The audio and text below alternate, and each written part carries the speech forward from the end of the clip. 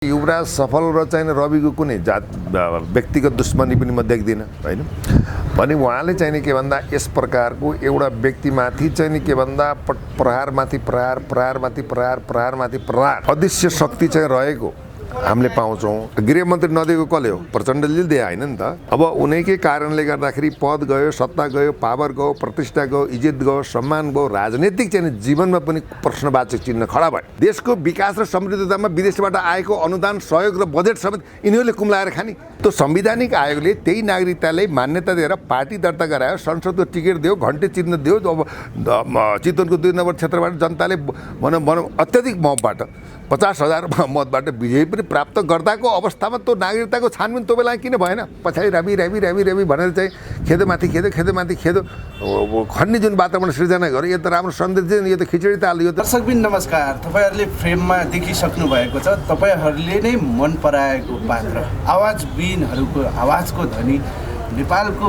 राष्ट्रिय राजनीतिलाई नजिकैबाट निहाल्दै अन्याय कसैले गर्यो भने आफ्नो बुलन्द आवाज निकाल्दै आउनुभएका पूर्व डिएसपी केपी शर्मा पन्थी हामीसँग कुराकानीमा हुनुहुन्छ। उहाँसँग पछिल्लो समयको एउटा राजनीतिक घटनाक्रम, राष्ट्रिय राजनीतिमा रवि लामिछानेले गरेको उठबस, अब नजिकिँदै गरेको उपनिर्वाचनमा रवि लामिछानेले चितवनमा बनाउँदै गरेको माहौल र उनी विरुद्ध मुद्दामाथि मुद्दा थपेर रविलाई एउटा निशासिने प्रयास गराउँदै गरेका युवराज सफलको बारेमा चर्चा परिचर्चा गर्नेछौँ। सर, सम्पूर्ण मिडियामा स्वागत छ। धन्यवाद। जय जननी जय मातृभूमि। के छ, आराम हुनुहुन्छ? आरामै हजुर।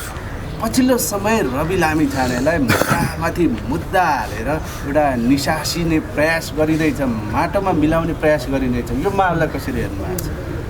वास्तवमा के छ भने यहाँ चाहिँ मत्स्य न्यायको सिद्धान्त लागू भएको अवस्था छ। राइट इज माइट भन्छ कि हेर्नुहोस् है। अब चाहिँ जो शक्ति, सत्ता र पावरमा छ, त्यो व्यक्तित्व र त्यस्ता नेतृत्वबाट अहिले रविको एउटा क्रेज, जनसमर्थन, रविले चाहिँ देशलाई एउटा खबरदारी, नेतालाई चाहिँ नि दिएको चाहिँ के भन्दा सद्मार्ग, सद्बाटो र राष्ट्रभावका कुराहरूमा आफ्नो एउटा पत्रकार हुँदाको अवस्थामा जसरी चाहिँ के भन्दा जनताको हकमा, राष्ट्रको हकमा, मुलुकको हकमा, माटोको हकमा र राष्ट्रियताको पक्षमा उनले चाहिँ बहस गरेका थिए, त्यही बहस पैरवीलाई जनताले नजदिकबाट निहालेर हेर्दा यो युवाले जे भए पनि चाहिँ विदेशमा बसेर होइन, अब विदेश छोडेर विदेशको चाहिँ शोक सहेल होइन लाई त्यागेर राष्ट्र बनाउँछु भनेर चाहिँ आएको आभास भएर जनताले चाहिँ के भन्दा रविको चाहिँ बाट भक्तिभावबाट चाहिँ उसको क्रेज बढ्यो। त्यही अनुसार चाहिँ के भन्दा उनले चाहिँ एउटा छोटो समयमा 6 महिनाको अन्तरालमा राष्ट्रिय स्वतन्त्र पार्टी खडा गरेर देशको चाहिँ के भन्दा अब्बल उच्च पद, उप प्रधानमन्त्री, गृहमन्त्रीसम्मको चाहिँ सम्मान चाहिँ नि पाएको र जनताबाट अनुमोदित भएको नेतृत्वलाई डिजाइन अन्तर्गत यो खालको घटनाक्रम चाहिँ नि जुन भइरहेको छ त्यो तपाईँले पनि देख्नुभएको छ, सारा जगतले पनि देखेको छ। त्यसले गर्दा अब चाहिँ के भन्दा उनीमाथि चाहिँ अब भनौँ, मैले युवराज सफल भन्नुभयो, उहाँलाई म चिन्दैन, तथापि चाहिँ अब उहाँले अब विभिन्न चाहिँ खालको भनौँ नागरिकता सम्बन्धी अब चुनावको चाहिँ राष्ट्रिय स्वतन्त्र पार्टीको चाहिँ पार्टीकै चाहिँ प्रश्न सम्बन्धी अब तपाईँको चाहिँ नि विभिन्न चाहिँ अख्तियारमा चाहिँ मुद्दाको सम्बन्धी र अहिले आएर अब यो पासपोर्टको चाहिँ भनौँ दोहोरो पासपोर्टका हिसाब किताब, अमेरिकन पासपोर्ट, नेपाली पासपोर्ट, अब यो बारेमा उहाँले चाहिँ के भन्दाखेरि पटक चाहिँ के भन्दाखेरि मुद्दा चाहिँ हाल्ने काम चाहिँ गर्नुभएको छ। अब मलाई के लाग्छ भन्दाखेरि युवराज सफल र चाहिँ रविको कुनै व्यक्तिगत दुश्मनी पनि म देख्दिनँ होइन। भने उहाँले चाहिँ के भन्दा यस प्रकारको एउटा व्यक्तिमाथि चाहिँ के भन्दा प्रहारमाथि प्रहार, प्रहारमाथि प्रहार, प्रहारमाथि प्रहार गर्दै जानाले यसभित्र चाहिँ लुकेको भनौँ रहस्य 101 रहस्यमध्ये यो चाहिँ 102 रहस्य हो कि जस्तो चाहिँ भन्न हामी बाध्य नै छौँ। जस्तो तपाईँले भन्नुभयो रवि लामिछाने र युवराज सफल बिच व्यक्तिगत दुश्मनी छैन भन्नुभयो, तर सरस्वती ती मुद्दामाथि मुद्दा एउटै व्यक्तिलाई प्रहार गर्दा त व्यक्तिवादी मुद्दा, व्यक्तिगत रिसिभी जस्तो पनि देखिन्छ नि होइन सर? अनि वास्तवमा चाहिँ के भन्दा अहिलेको चाहिँ सिनारी र विगत र वर्तमानलाई राजनीतिक परिदृश्यको चाहिँ हामीले विश्लेषण, संश्लेषण र चाहिँ अब अहिलेका चाहिँ क्रियाकलापको चाहिँ नि भनौँ हरेक प्रक्रियागत अध्ययन अनुसन्धानलाई हामीले हेर्दा तपाईँको के छ भन्दाखेरि अब यो चाहिँ युवराजबाट मात्र चाहिँ के भन्दा सम्भव भएको अवस्था छैन। किन भन्दा उनको पछाडि एउटा चाहिँ अदृश्य शक्ति चाहिँ के छ भन्दाखेरि त्यो खुलाइदिन मिल्छ थोरै अदृश्य शक्ति चाहिँ रहेको हामीले पाउँछौँ। अब त्यसमा अब के भन्दा उहाँले इन्टरनेसनल अब चाहिँ इन्भेस्टिगेसन ब्युरो हामी उहाँको त्यो ब्युरोले राष्ट्रिय राजनीतिलाई पनि च्यालेन्ज दिइरहेको छ हेर्नु। उहाँको भनाइमा भनाइअनुसार उनले जसरी अब रवि लामिछाने विरुद्ध मुद्दा हालेका छन् त्यो अनुसार फैसला भएन भने सेना गठन गर्छु पड्काइदिन्छु भन्ने अभिव्यक्ति पनि दिन्छ। होइन यो के छ भन्दाखेरि तपाईँको चाहिँ के भन्दा इन्टरनेसनल इन्टेलेक्चुअल अथवा इन्भेस्टिगेसन ब्युरोको रूपमा हामी छौँ र हरेकका चाहिँ के भन्दा गरेका चाहिँ कर्मकाण्डी चाहिँ निवारण अथवा यिनले गरेका कुकर्मको बारेमा हामीसँग चाहिँ के भन्दा प्रमाणहरू चाहिँ प्रशस्त छ। हर वर्ष हामी अनुसन्धानमा जान्छौँ भन्ने खालको कुरा उहाँले गर्नुभएको छ। तर देशलाई घात गर्ने व्यक्तित्वलाई यस प्रकारको चाहिँ मुद्दाहरू अगाडि बढ्नु राष्ट्रको लागि जनताको लागि बहुजन हिताय बहुजन भनौँ के हो सुखाय हुन्छ। अब तर के भने अब जस्तै अब देशको सम्मानित प्रधानमन्त्रीले राष्ट्रिय सभामा चाहिँ नि सम्बोधनको क्रममा होइन जनता एउटा व्यवसायी युवाले देशमै केही गर्छु 10 नङ्ग्रा खुवाउँछु भनेर ऋण नपाएको अवस्था, चारैतिर के भन्दाखेरि चाहिँ बाटा बन्द भएको अवस्था, ढोका बन्द भएको अवस्थामा राज्यले चाहिँ नि प्रेम प्रसाद अधिकारीमाथि गरेको चाहिँ आक्रोश होइन आक्रोश र विद्रोहको चाहिँ रूपमा उनले आफूलाई पेट्रोल खलाएर आत्मदाह गरे।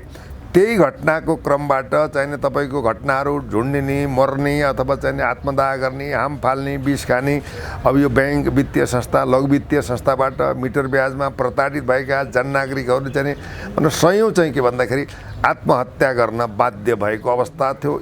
यस अर्थमा राज्य कहाँ छ? राज्यले चाहिँ यी भनौँ जनजीविकाका सवालमा सम्बोधन किन गर्न सक्दैन? किन गर्न सक्दैन?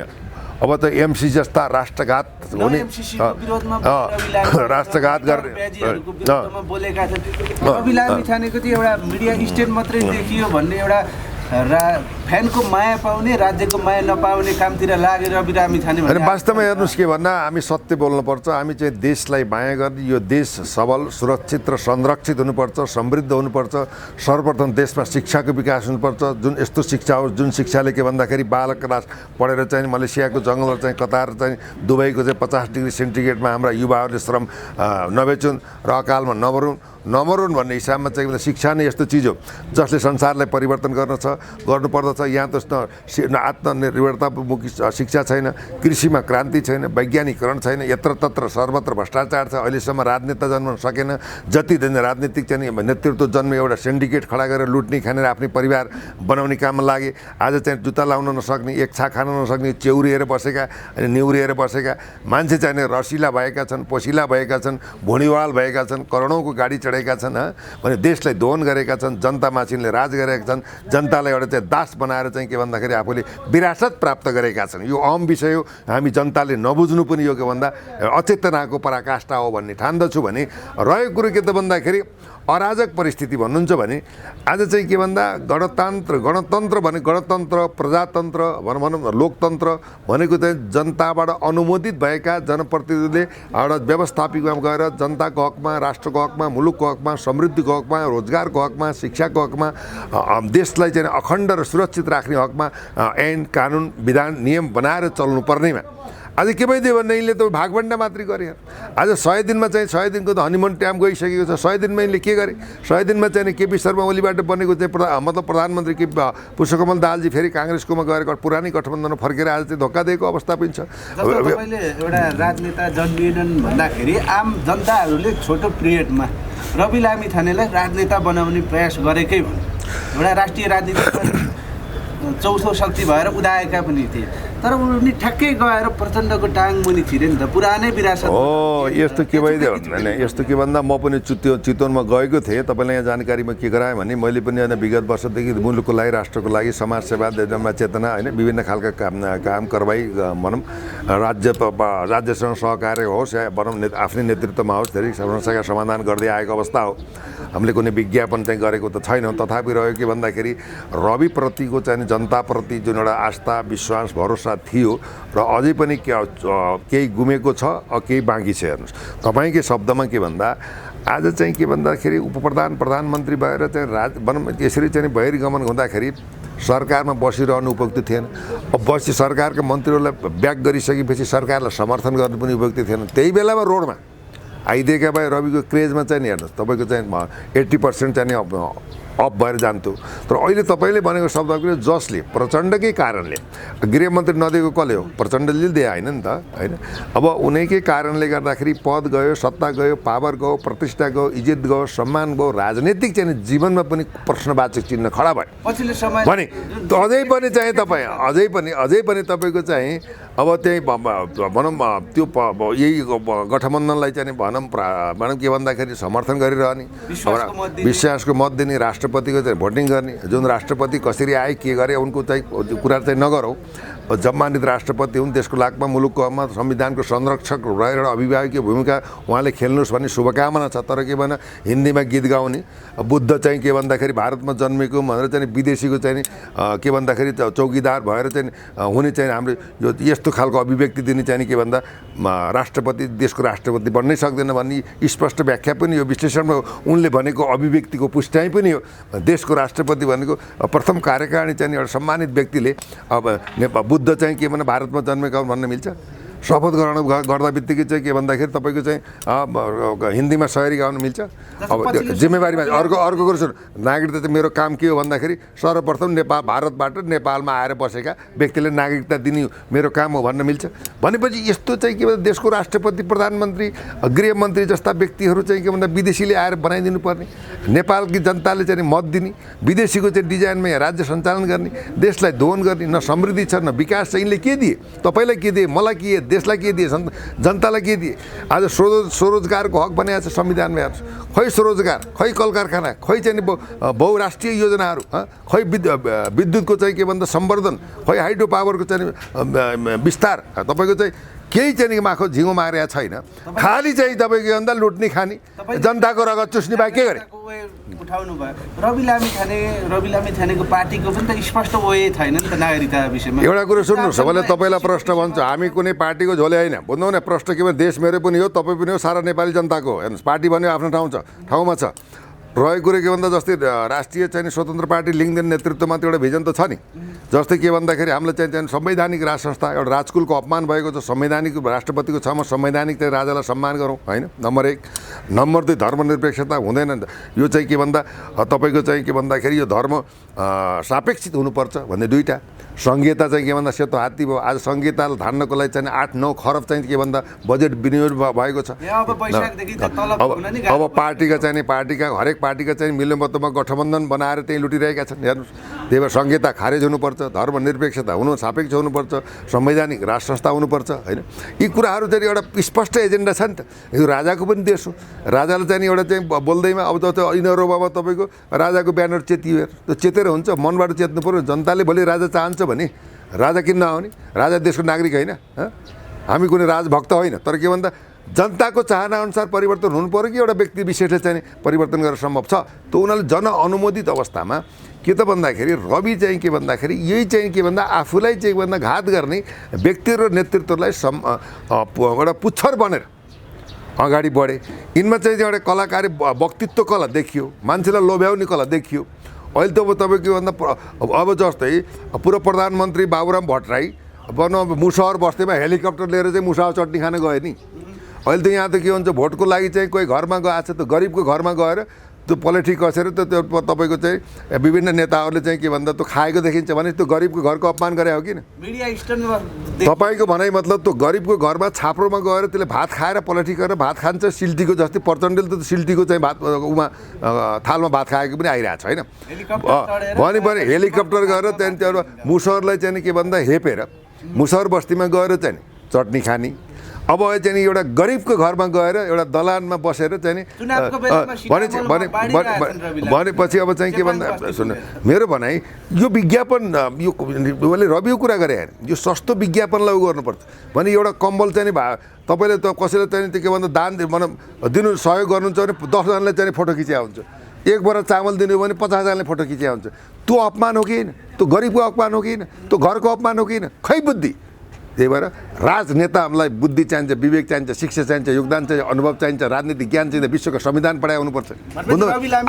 आज चाहिँ विश्वको चाहिँ के भन्दा शक्तिशाली देश अमेरिका हो कि अमेरिका चाहिँ डोनाल्ड ट्रम्प चाहिँ फौजदारी अभियोगमा पक्राउ परेको छ कि छैन? हो, त्यसलाई भन्छ कानुन, त्यसलाई भन्छ डेमोक्रेसी। यहाँ त भनौँ भनौँ भने राइट इज माइट, मत्स्य न्यायको सिद्धान्त छ। ठुलो माछाले सानो माछालाई खान्छ। यहाँ न्यायको प्रतिपादन कहाँमा छ? न्यायालय जस्तो भएन, समाज जस्तो भएन, परिवार जस्तो भएन। एउटा परिवारमा तपाईँ कोही काङ्ग्रेस छ, कोही एमाले छ, कोही राप्रपा छ, के छ? एउटा परिवार 50-10वटा पार्टी छन्। यो गजिङ्गल यो प्रथाले देश चल्छ, सिस्टमबाट जान्छ। आज आर्थिक चाहिँ के भइरहेछ? 20 खरब चाहिँ ऋण भइसकेको छ। तपाईँले तिर्ने, यिनका बाउले तिर्ने, हाम्रो नाममा जनता देशको विकास र समृद्धतामा विदेशबाट आएको अनुदान, सहयोग र बजेट समेत यिनीहरूले कुम्लाएर खाने। हामी चाहिँ के भन्दा यिनको भरिया भनेर यिनले खाएको ऋण हामीले तिर्ने? यो अहम प्रश्न हो, यो सारा नेपालीको प्रश्न हो, यो देशको आवाज हो, बुझ्नु पर्यो। अझै पनि सचिएन भने यिनलाई श्रीलङ्का जस्तो चाहिँ आगो लगाएर लखेट्नुपर्ने अवस्था आउँछ।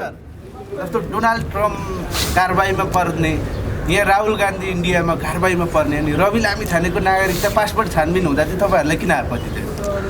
होइन, मैले आपत्ति किन भनेको छु? मेरो भनाइ के भन्दा एउटा व्यक्तिमाथि सुन्नुहोस् न, तर के भन्दा मेरो चाहिँ आपत्ति यहाँ होइन, गलत गर्ने रविले पनि गल्ती गरे कानुन प्रभावित हुनुपर्छ। प्रचण्डजीले गल्ती गरे पनि उहाँलाई क्षम्य हुनु हुँदैन। देशको राष्ट्रपतिले पनि बदमासी गर्छ भने फौजदारी कानुन प्रभावित हुनुपर्छ। प्रहरीलाई सक्षम अनुसन्धान गर्न स्वतन्त्र बनाइनुपर्छ। त्यो मेरो मान्यता हो। रह्यो के त भन्दा संवैधानिक निर्वाचन आयोग के हो?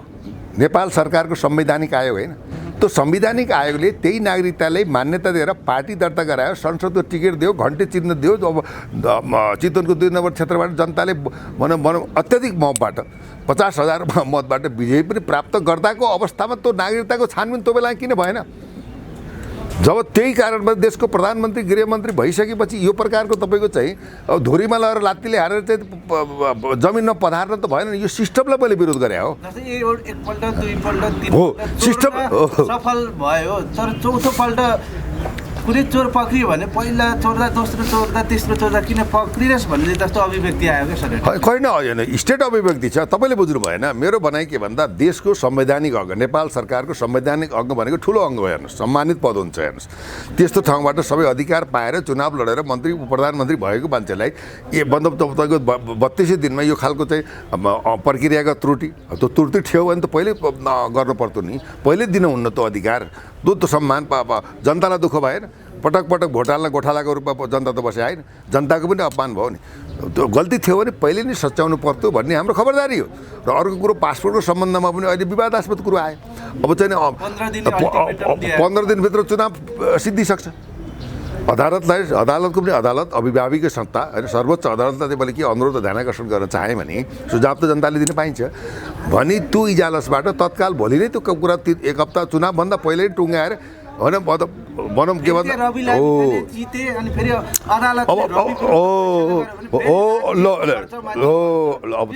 त्यो कसले बेहोर्ने या 2-3टा संसदले जितेर कुनै काया पल्टिन्छ, 2 मत आउँछ र यो ठुलो कुरो हेर। अब तपाईँको चाहिँ 138-40 जना चाहिन्छ 2/3 हुनको लागि भने अब चाहे रविका 3 जनाले जित्ला, एमाले जित्ला अथवा राप्रपाले जित्ला, कसले जित्ला, यी 3-4 आउने हुन्। कुनै पार्टी जहाँ पनि पार्टीबाट लडेका छन्, हरेक पार्टीको मध्येबाट 3वटा त संसद आउने हुन्। एउटा त रवि आएकै अवस्था हो, पछि पुनः भइसक्यो भने यो 3टा आएर कौन सा काया पलट हुन्छ, कुन एकैचोटि चाहिँ नेपाल परिवर्तन हुन्छ भने यो चाहिँ यो प्रचार प्रसार, यो चाहिँ अनेक प्रकारको विडम्बना, विज्ञापन, हा हु के हो यो? अर्थ नभर्थ गोविन्द गाई त्यो पैसा खर्च गर्ने, त्यो निर्वाचनमा पैसा खर्च गर्छ। तपाईँ हाम्रो पैसा खर्च, राज्यको पैसा खर्च गरेर मन परिवर्तन गर्न पाउँछ? बुझ्नु पऱ्यो नि त। काम गरेर मर न। किन चाहिँ कालो इतिहास रचेर मर्छौ? खै बुद्धि, खै विवेक, खै सामर्थ्यता, खै ज्ञान, खै योजना, खै प्लानिङ। जस्तो क्या सर, अब अहिले राष्ट्रिय स्वतन्त्र पार्टीमा होइन, अब नेपाली काङ्ग्रेसबाट उता फड्को हानिसके स्वर्णिम वाग्ले एक पिरियड एमसिसीका मतियार हुन् भनेर पनि आरोप लगाएको थियो। यता रमेश खरेल काठमाडौँ 1बाट हारेका व्यक्तिलाई लगेर 12मा उम्मेदवारी उठाइरहेको यो परिपाटी एउटा हारेको व्यक्ति जुन अब 5 वर्ष त आउट बस भनेर जनताले काठमाडौँ क्षेत्र 1बाट लखेटेको व्यक्ति चाहिँ अहिले रवि लामाछिनेको पार्टीमा गएपछि दुधले नआएको जस्ता भयो नि त एकाएक। यो के हो यो? होइन यस्तो के भन्छ भने हुँदा आरोप लाग्ने त्यहाँ जाँदा चाहिँ सफाइ पाउने हाय हुने यो राजनीतिमा सुहाउँछ र भनेर के छ भन्दा जब भिड मान्छेले देख्छ नि त्यो भिडलाई क्यास गर्न खोज्छ कि तर भिड र बेग र भिडको चाहिँ कुनै भिडको चाहिँ के भन्दा कुनै चरित्र हुँदैन, कुनै चाहिँ के भन्दा गन्तव्य हुँदैन, जे पनि हुनसक्छ। तथापि चाहिँ के त भन्दाखेरि अब फेलियर भएका भन्दा उहाँहरूको बारेमा धेरै म विश्लेषण गर्न चाहिनँ। किन भन्दाखेरि अब चाहिँ रमेश खरेलकै बारेमा उहाँ सम्मानित व्यक्तित्व हो। अब चाहिँ उहाँको पनि हामीले हेर्ने भने पहिला चाहिँ उहाँ के गर्नु हो, आइजी भइन्। आइजी भएन भनेपछि उहाँले चाहिँ झोकेर राजीनामा दिनु हो ताकि मेरो विरुद्धमा चाहिँ के भन्दाखेरि जनता नै अब रवि लामिछाने जस्तो त्यो बुढा सैनिक काण्डमा उठ्छन् जस्तो ठान्नुभयो, त्यो पनि सफल भएन। त्यसपछि भएन, अब मैले त संसारको नारी छापिहाल्छु, म जत्तिको पुलिस अफिसर संसारमा केही पनि छैन भन्नुभयो, ठिक छ, राम्रो कुरा हो, राम्रो गर्ने राम्रो सम्मान गर्नुपर्छ, उहाँले नाडी छामेको छु भन्दै हिँड्नुभयो। अब तपाईँको चाहिँ सुशासनको पार्टी खोल्नुभयो, अध्यक्ष बन्नुभयो, त्यसबाट पनि पार लाएन। त्यसपछि सचेत नेपालीको चाहिँ एउटा आमा चिन्ह लिएर काठमाडौँबाट लड्नु, त्यसबाट पनि पार लाएन। त्यसको घाटा चाहिँ के भन्दा रविन्द्र मिश्रलाई भयो प्रष्टभन्दा है। उहाँ पनि विजय हुनु शुभकामना छ। हामी कुनै पार्टीका चाहिँ झोले होइन, कसैले चाहिँ विरोध र प्रतिविरोध होइन, जो योग्य विज्ञ सक्षम व्यक्ति छ त्यो चाहिँ नेतृत्व आउनुपर्छ भन्ने मान्यता हो। अब अहिले आएर तपाईँको चाहिँ के भन्दा फेरि घन्टीमा गएर चाहिँ उहाँ पाराबाट उड्दै हुनुहुन्छ, उहाँलाई विजयको शुभकामना छ। तर आफ्नो परिदृश्य र एउटा के भन्दा आफ्नो कर्म थलोलाई पनि हेर्नुपर्छ। आज घन्टीको चाहिँ महत्त्व बढ्नु भएर म होइन, खोइ म त रविको त कुनै पार्टीको सदस्य त होइन, म त कुनै पार्टीको सदस्य छैन। तर हामी त विश्लेषक हौँ, आफ्नो बाउले पनि गल्ती पर्छ भने बाउ गल्ती गरिस् भन्ने खालको क्षमता हामीले राख्छौँ। त्यो हुनाले उहाँहरूले जित्नु शुभकामना छ। रह्यो स्वर्णिम वाग्देको कुरा, आज 12-14 भनौँ एउटा चाहिँ डक्टर, एउटा अर्थविद मान्छे, 70-80 देशमा अनुभव बल्टेका गरेका, संयुक्त राष्ट्रमा काम गरेका, राष्ट्रिय योजना आयोगको चाहिँ के भन्दा उपाध्यक्ष भइसकेका व्यक्तिले के गरे? उनले काङ्ग्रेसभित्र रहेर के गरे? एउटा पम्प पार्टी थियो। यो त के भइदियो भन्दाखेरि हाम्रो बुझाइमा, हाम्रो अनुसन्धानमा चाहिँ स्वर्णिम वाग्लेलाई राष्ट्रपतिको आर्थिक सल्लाहकार बनाउने कुरा आयो। कुरा आइसकेपछि अमेरिकी डिजाइनमा चाहिँ अब यो चाहिँ स्वर्णिम वाग्ले त्यता पुग्यो भने मेरो चाहिँ एउटा वर्चस्व, एउटा रबाब चाहिँ कम हुन्छ भन्दा देउपाले चाहिँ ब्रेक गरिदिइसकेपछि के भन्दाखेरि अब यसलाई चाहिँ यता पठाइनु पऱ्यो। अब रविको त राजनीतिक स्थितिको स्थिरता त छैन, भोलि अनि के हुनसक्छ। अब अहिलेको चाहिँ अहिले कुरा निकालिरहेछन् मनोनयन दर्ता भइसकेपछि। नेपालको संविधानको 200 कति 92 धारामा चाहिँ के भन्दा नागरिकता लिएको 3 महिना नपुगिकन कुनै राजनीतिक चलखेल उम्मेदवार दर्ताबाट पाइने भनेर भनिरहेको छ। त्यो हुन्थ्यो भने त्यो कच पनि किन अहिले आएर खुल्यो? ल हेर्नुहोस् है, डिजाइन भने यो हो कि त्यो उनीहरूले के भन्दाखेरि एउटै व्यक्तिलाई पटक होइन, ठिक छ, उसलाई होइन एकचोटि एउटा मौका दिउँ, एउटा युवा हो गर्छ भन्ने एउटा चाहिँ मतलब सबैले आशीर्वाद दिउँ, अब एउटा युवाले केही गर्छ भने देखाउँ गरौँ भन्ने खालको चाहिँ सद्भाव सबै हुनुपर्ने हुनाले आफू गार्जेन भएर युवालाई अगाडि बढाएर चाहिँ एउटा आशीर्वाद दिनुपर्नेमा एउटै युवाको पछाडि रवि भनेर चाहिँ खेदोमाथि खेदो खन्ने जुन वातावरण सृजना गर्यो, यो त राम्रो सन्देश दिएन, यो त खिचडी ताल, यो त एउटा पोलिटिक्स इज डर्टी गेम हुन्छ। यो त यसो चाहिँ हेर्नुहोस्, हाम्रो खरो कुरो के छ भन्दाखेरि जसले चाहिँ यो देशलाई यो सदनबाट ससम्मानित तरिकाले एमसिसीलाई पास गर्न समर्थन गर्यो या अभिव्यक्ति दियो, त्यो राष्ट्रघाती नै हो, देशद्रोही नै हो। त्यो नेपालको नागरिक हुँदै होइन, विदेशीको एजेन्ट हो, चाहे जोसुकै होइन। मैले त भन्न होइन, मैले रवि लामिछाने तपाईँले त इन्डिकेट नगर्नुहोस् न, मेरो कुरो बुझ्नुहोस्। रविलाई त मैले समर्थन गरिरहेको छु, युवालाई देऊ न, पछि काम गरेन, गल्ती गर्यो, गर्दै नराम्रो भयो भने खबरदारी गरौँला भन्ने कुरा हो। रविलाई इन्डिकेट होइन, मेरो बनाएको भने जसले, रवि त सत्तामा थिएन नि त, मेरो कुरा पहिला बुझ्नुहोस्, जसले सदनबाट विधिवत रूपमा चाहिँ नेपालको संविधानभन्दा हाई कमान्डमा राखेर एमसिसी भने मिलियन च्यालेन्ज कोअपरेसन जुन एउटा कम्पनी अमेरिकी कम्पनीलाई यिनले देशलाई जिम्मा दिए, यी जिम्मा दिने पात्र यी देशका होइनन्। यो कुरा प्रश्नको जसले संहितालाई समर्थन चाहिँ के गर्दा गरेका छ, जसले एमसिसी पास गरेर समर्थन गरेका छ, चाहे बोलेर होस्, चाहे सदनमाबाट होस्, चाहे बाहिर होस्, त्यो व्यक्ति चाहिँ देशमाथि घात गरेका छ। यो स्पष्ट सत्य हो। यदि एमसिसी ठिक थियो भने कुन पार्टीको मान्छेले एमसिसी ठिक भयो, एमसिसीले यस्तो गर्यो, जनताको विकास गर्यो, शिक्षामा सुधार गर्यो, कल कारखाना विकास गर्यो, बाटोमा चाहिँ भयो, फलाना चाहिँ विद्यालय खोलो, कलेज खोलो, मन कृषिमा चाहिँ बहुआयामिक परिवर्तन गर्यो भने कुन नेताले भन्न सकेको छ एमसिसीको विरुद्धमा के बोल्न सकेको छ? एमसिसीको बारेमा व्याख्या गर्न सकेको छ? किन गल्ती गरेको छ? देश त हामीले बेचिसक्यो। यदि चाहिँ म त्यो बेलाको सेना प्रमुख हुन्थेँ भने हेर्नुहोस्, यदि म त्यो बेलाको सेनाको प्रमुख हुन्थेँ भने मैले त्यो सदनलाई चाहिँ नि घेरेर यिनलाई लगेर म थुनेर यिनको चाहिँ यिनलाई मैले यिनीहरू सैनिक कु गर्थेँ। हेर्नुहोस्, किन? सेनाको काम हो। चाहे त लडेर चाहिँ हाम्रो भूमि कसैले कब्जा गर्छ भने त्यो युद्ध गरेर चाहिँ फिर्ता गरोस्, या यिनले त विधिवत रूपमा चाहिँ के भन्दा एउटा नीति अन्तर्गत बेचे नि त।